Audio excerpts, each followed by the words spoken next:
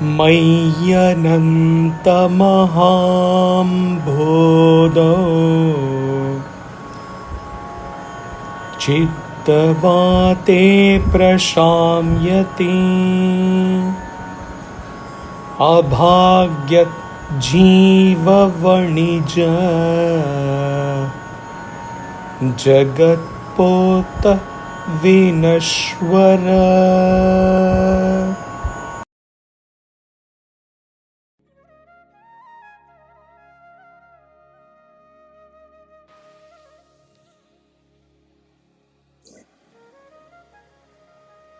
With the calming of the storms of the mind, in the limitless ocean of myself,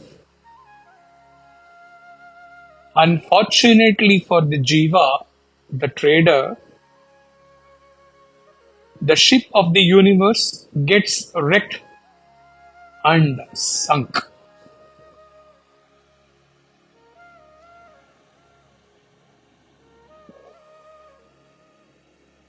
Couple of lines from perhaps the shortest commentary on any Ashtavakra Gita verse by Swami Chinmayananda. He says, the poetic fancy suffers a sudden hijacking here.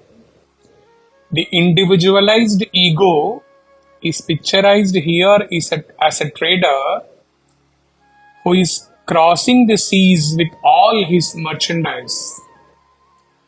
The ego moves from port to port, transacting business in the world of worldly experiences, gathering more and more, and growing even more rich in the vasanas. What happens at the end? Unquote.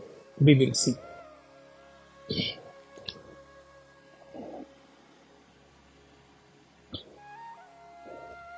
In the earlier verse, we understood the self as the ocean, the creation as bubble.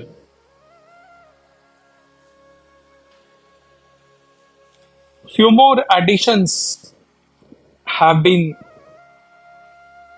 made in this verse to the above two. Ocean, the self, bubble, the creation. Here, a boat has been added, which is the body of the jiva, and the modifications in the mind which is moving the jiva, the boat, that has been equated to the wind that is blowing and moving the boat. Not only that, the creativity of Ashtavakra crosses all possible limits, where he says the jiva is the trader, vanijo, who uses his body as a boat and trades with the world, which was indicated by Swamiji in those two lines. In the earlier times, say about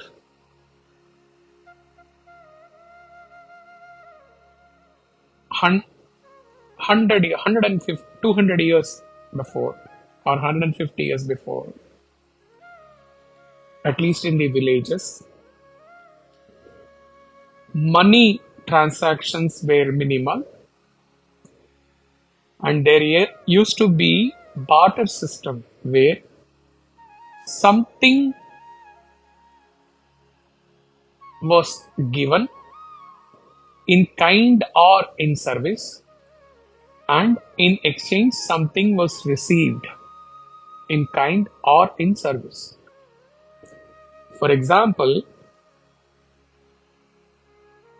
the village priest performed all the rituals, all the functions at the village head's place, and in turn the village head used to send month's grocery items in a bullock cart, enough for the family of the priest to consume in 1 month. Even dresses, everything used to be given. Here the jiva is compared to such a trader who is also giving something and taking something.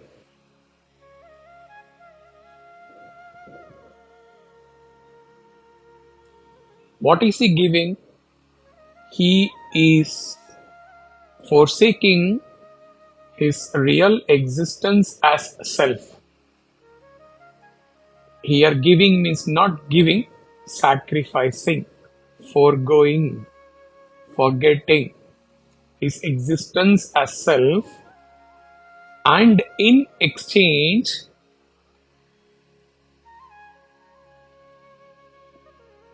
when his ego transacts and moves, the boat moves here and there and acquires various worldly pleasures and sense objects, and alas, in the process accumulates too much of karma.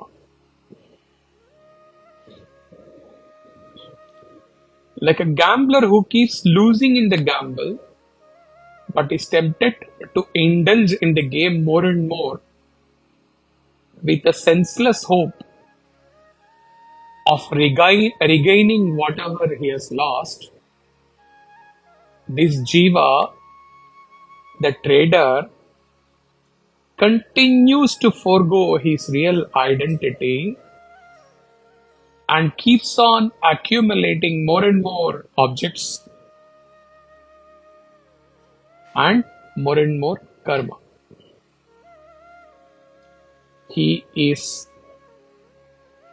described as an abhāgyājjīva or an unfortunate being because he always incurs losses from the trade, since there is no real gain from the desire-ridden actions or worldly possessions.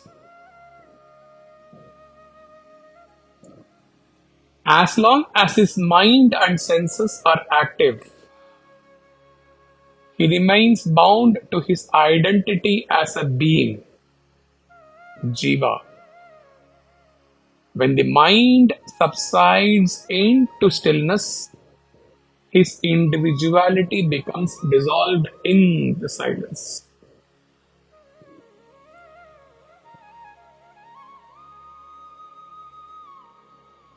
of the mind. The jiva is a limited formation in the ocean of God's creation. Creation itself is a formation in the oceans of the Supreme Self. Both exist due to the dynamism of nature, which produces the winds of change. When all these changes are arrested or transcended, which is more appropriate, all the formations that appear in the ocean of self disappear.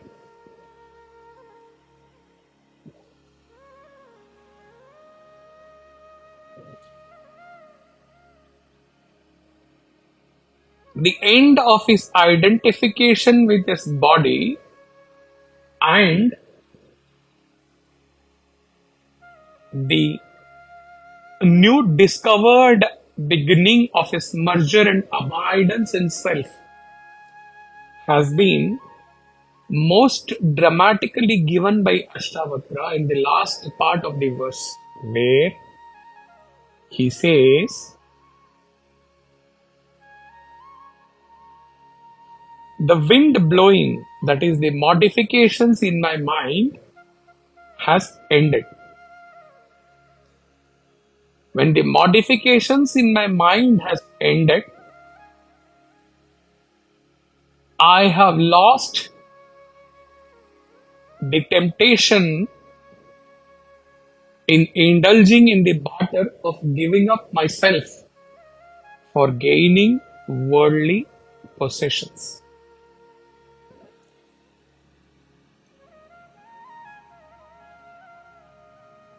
As if to prevent me, the seer who has merged in myself, to prevent me from assuming the role of me, the jiva, again, and allow the wind to again disturb my mind, modifications, my jivahood has to end fully.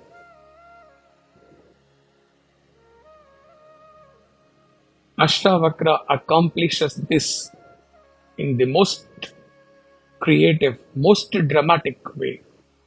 How? He says, the boat, the jiva's body, or may not be physically the body, the identification with his body. The boat has got wrecked and has sunk. Where? It has not sunk in some disaster. It has sunk in the ocean of consciousness.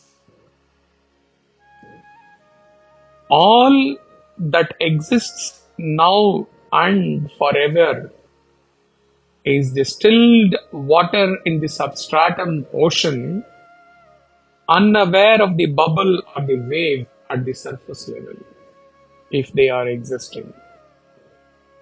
Similarly, all that exists now and forever is me, the changeless, motionless substratum, pure consciousness. Verses and talk like this can be meditated upon by a fired up mumukshu sadhaka uninterruptedly, incessantly, till the sadhaka attains realization. Aho. Hari Om. That's it.